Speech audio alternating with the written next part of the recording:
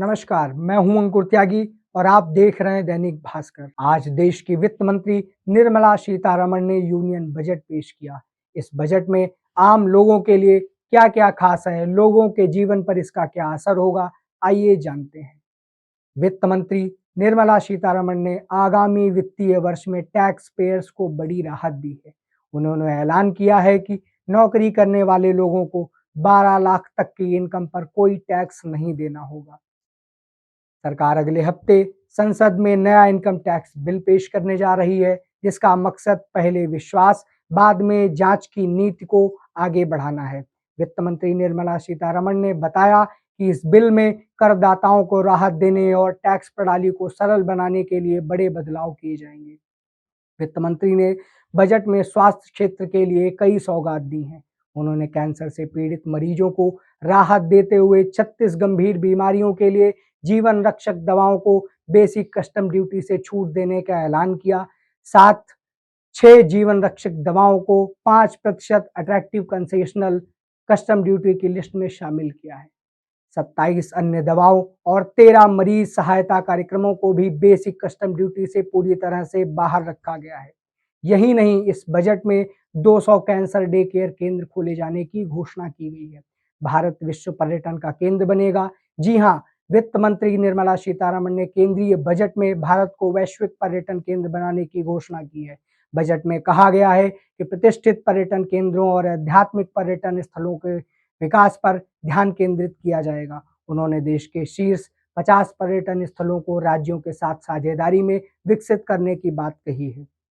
सरकार ने किसानों पर मेहरबानी दिखाई है। बजट में किसानों को पहले से सस्ता लोन देने को कहा गया है। वित्त मंत्री द्वारा किसान क्रेडिट की लिमिट को 3 लाख रुपए से बढ़ाकर 5 लाख रुपए कर दिया गया है। इससे किसानों को सस्ता लोन पाने में मदद मिलेगी। सरकार केवाईसी की प्रक्रिया को भी आसान करने की योजना बना रही है, जिससे लोगों को दस्तावेजी औपचारिकताओं में कम परेशानी हो और वित्तीय लेन देन में अधिक सुविधाजनक हो। वित्त मंत्री ने बजट भाषण में कहा कि स्टार्टअप इकाइयों के लिए एक कोष की स्थापना सरकार के 10 करोड़ रुपए के अंशदान की घोषणा की है। सरकार पहली बार उद्यम करने वाली 5 लाख महिलाओं, अनुसूचित जाति और अनुसूचित जनजाति के उद्यमियों को 2 करोड़ रुपए का ऋण देगी।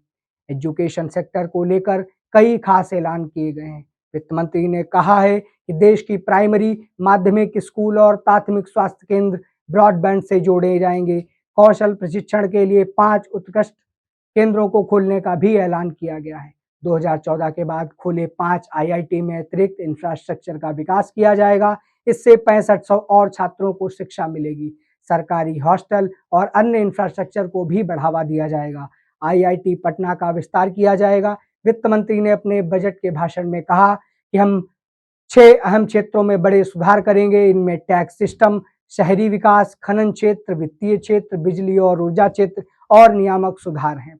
वित्त मंत्री ने अपने 77 मिनट के भाषण में पीएम ध्यान कृषि योजना का ऐलान किया। उन्होंने बताया कि 100 जिलों में पीएम धन ध्यान कृषि योजना शुरू होगी, जहां खेती की पैदावार कम है। इस योजना से किसानों को आधुनिक खेती, नई तकनीक और बेहतर वित्तीय सहायता मिलेगी। इस योजना में कम पैदावार, आधुनिक फसल, गहनता और औसत से कम ऋण मापदंडों वाले 100 जिले शामिल किए जाएंगे। इससे 1.7 करोड़ किसानों का फायदा होगा। ऐसे ही जानकारियों के साथ आप जुड़े रहिए और देखते रहिए दैनिक भास्कर।